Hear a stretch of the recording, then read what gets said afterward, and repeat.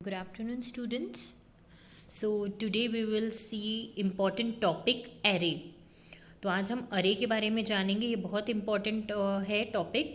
और अरे के बारे में हमने पहले भी पढ़ा था C++ में. आज हम C# में अरे का कैसे इस्तेमाल करते हैं वो देखेंगे और क्या होता है वो समझेंगे. An array is a group of contiguous or related data item that share a common name. अरे क्या होता है? ग्रुप ऑफ कॉन्टिजियस डेटा, मतलब एक ही जैसा डेटा. जैसे कि स्टूडेंट्स के नाम, उसको हमने एक अरे में स्टोर किया, तो सेम रिलेटेड डेटा उसको हम एक ही नाम के, जैसे स्टूडेंट, और स्टूडेंट के अंदर में पूरे स्टूडेंट्स की नाम, तो वो हो गया हमारा अरे. अरे में क्या होता है? ग्रुप ऑफ एलिमेंट्स होते हैं. For instance, we can define an array name marks to represent a set of marks of a class of students. A particular value is indicated by writing a number called index. और जो value हम लिखते हैं अरे के अंदर में उसे हम इंडेक्स कहते हैं, नंबर, और subscript in brackets after the अरे नेम. फॉर एग्जाम्पल, अब देखिए यहाँ पे एग्जाम्पल दिया है मार्क्स. मार्क्स हमारा अरे नेम हो गया है और जो 10 है वो हमारा इंडेक्स नंबर हो गया है. तो ऐसे हम अरे को डिफाइन करते हैं और अरे के अंदर में हम जो सिमिलर डेटा है उसको हम स्टोर कर सकते हैं पर्टिकुलर स्टूडेंट का. देखिए, represents the marks obtained by the 10th student, while the complete set of values is referred to as an array. The individual values are called elements. Array can be of any variable type. अब जो ये अरे है ये कोई भी variable type का हो सकता है. उसके बाद जो एक मार्क्स 10, ये कंप्लीट एक 10 एलिमेंट्स का अरे है और इसमें जो सिंगल एंटिटी अगर होगी, सिंगल वैल्यू होगी, तो उसे हम एलिमेंट कहते हैं. और ये जो मार्क्स 10 है ये पूरा एक 10 एलिमेंट्स का अरे बनाया हमने. The ability to use a single name to represent a collection of items and to refer to an item by specifying the item number enable us to develop concise and efficient program. For example, a loop with the subscript as the control variable can be used to read the entire array, perform calculation and print out the result. अब हमने अरे बना लिया. अरे में हमने अरे का यूज़ करके हमने कोई कैलकुलेशंस किए. सपोज हमने 10 एलिमेंट्स का अरे बनाया है, उसको हम उसमें कुछ कैलकुलेशन है हमने वो किया. जैसे हमें कुछ सॉर्टिंग करना है, कुछ उसे ऑर्डर में अरेंज करना है, वो हमने किया. उसके बाद हम उसे प्रिंट करते हैं. तो वही चीज़ बताइए, अरे का हम ऐसे यूज़ कर सकते हैं. अब अरे में क्या है? दो टाइप्स है, 1 डायमेंशनल अरे, 2 डायमेंशनल अरे. 1 डायमेंशनल अरे होता है जिसमें सिंगल होता है हमारा, और 2 डायमेंशनल में क्या रहेगा? दोनों रहेगा, रो कॉलम दोनों रहेगा. तो 1 डायमेंशनल अरे देखते हैं. अ list of item can be given one variable name only using only one subscript, and such a variable is called as single subscripted variable or a one dimensional array. अब यहाँ पे क्या है? हम सिंगल वेरिएबल नेम दे रहे हैं और single one script दे रहे हैं, तो सबस्क्रिप्ट दे रहे हैं. तो such a variable is called single subscripted variable, या फिर हम इसे 1 dimensional array. In mathematics we often deal with variables that are single subscripted. अब देखिए मैथमेटिकल, इसमें देखिए अब ये एक प्रोग्राम से समझते हैं हम. Sort a list of numbers. अब हमारे पास एक लिस्ट है और एक लिस्ट है और उसको हमें सॉर्ट करना है, सपोज डिसेंडिंग ऑर्डर में. तो एक प्रोग्राम के जरिए हम समझते हैं. प्रोग्राम लिख रहे हैं हम लोग C# में. यूजिंग सिस्टम, हमने नेम स्पेस दिया है सिस्टम.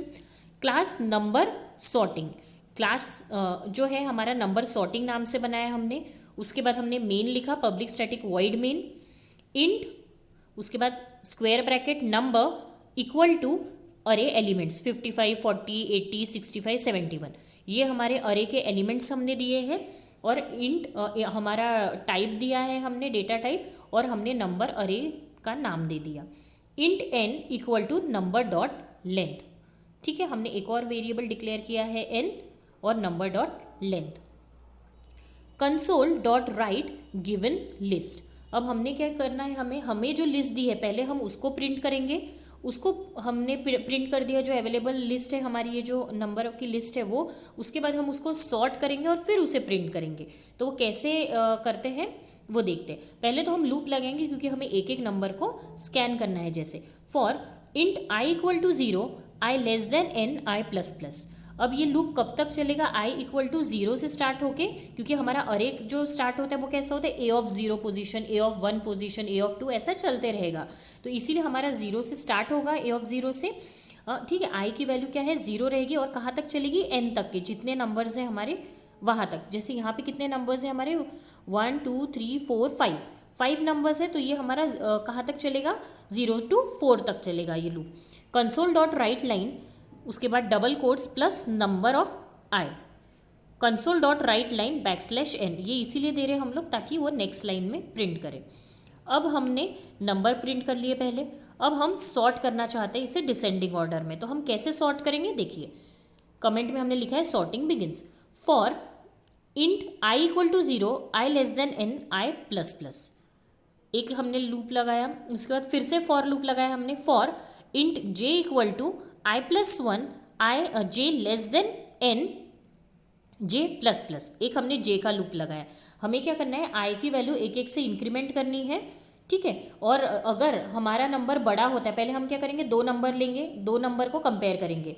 जैसे 55 और 40 है, तो ये दो नंबर को हम पहले कंपेयर करेंगे, एक आई के लिए चलेगा लूप, एक जे के लिए चलेगा।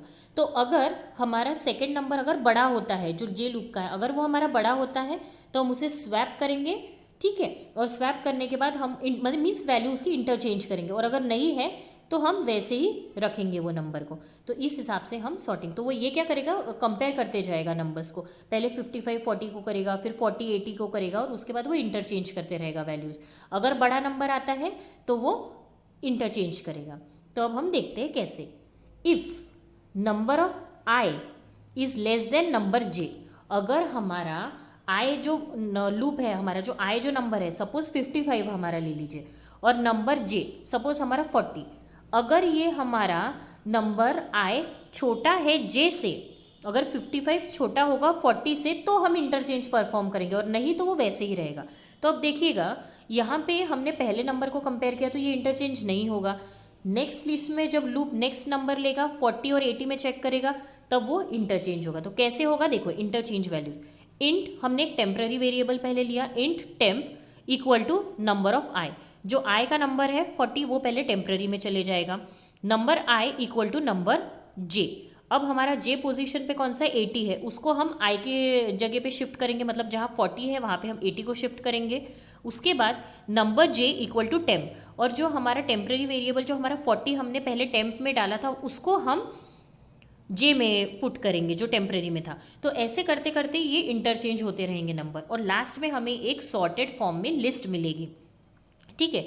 तो ये लूप कब तक के चलते जाएगा, 0 से लेके तो 4 पोजीशन तक, ठीक है। तो ये इंटरचेंज होते रहेगा। तो हमें आउटपुट कैसे मिलेगा, देखेगा, हम प्रिंट करेंगे console dot write sorted list, जो हमारी सॉर्ट लिस्ट होगी वो, उसके लिए ये statement, for i equal to 0, i less than n, i plus plus. अब हमारी जो लिस्ट रहेगी हम उसको एक सीक्वेंस में प्रिंट करेंगे, कंसोल डॉट राइट, ये कॉन्कैट के लिए plus number of I, number I, console dot write line, और हमारी डबल कोट्स में सीरीज और क्लोज।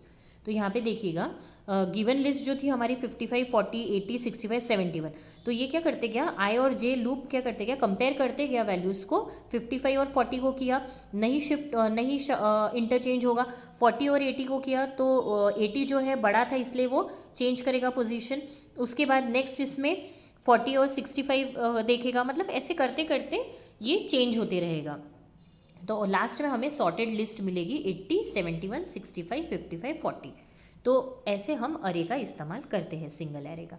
अब हम देखते हैं टू डायमेंशनल अरे क्या होता है। So far we have discuss the array variables that can store a list of values, there will be situations where a table of values will have to be stored. अगर हमें table of value store करनी है, ठीक है, जैसे हमारी कुछ रो है, जैसे यहाँ पे आप एग्जाम्पल देखिएगा डायरेक्टली, सेल्स गर्ल है, 1 2 3 4 4 सेल्स गर्ल के नाम है, और हमारे पास क्या है, 3 कॉलम है, आइटम 1 आइटम 2 आइटम 3, और हर सेल्स गर्ल ने कुछ ना कुछ आइटम सपोज सेल किया है।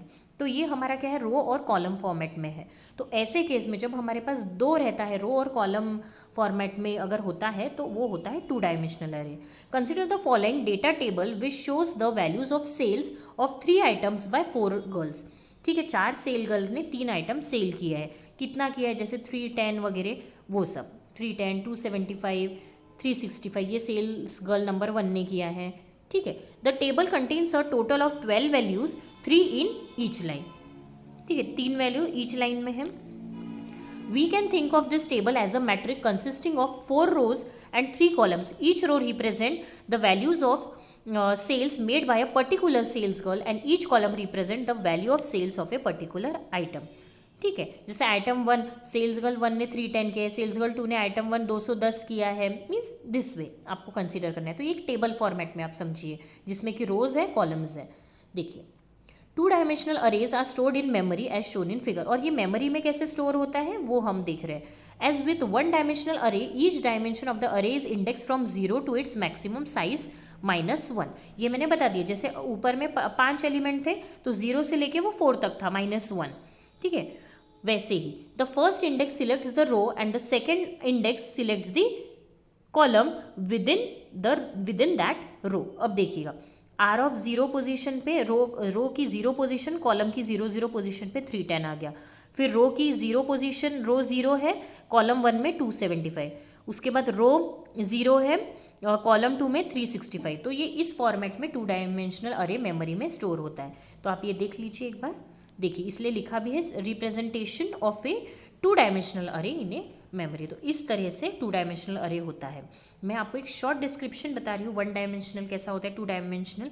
आपको ये पूरा प्रैक्टिकल पॉइंट ऑफ व्यू याद रखना है। This is very important for practical based exams. Okay, तो ये हो गया हमारा अरे। आई होप यहाँ तक आपको क्लियर होगा।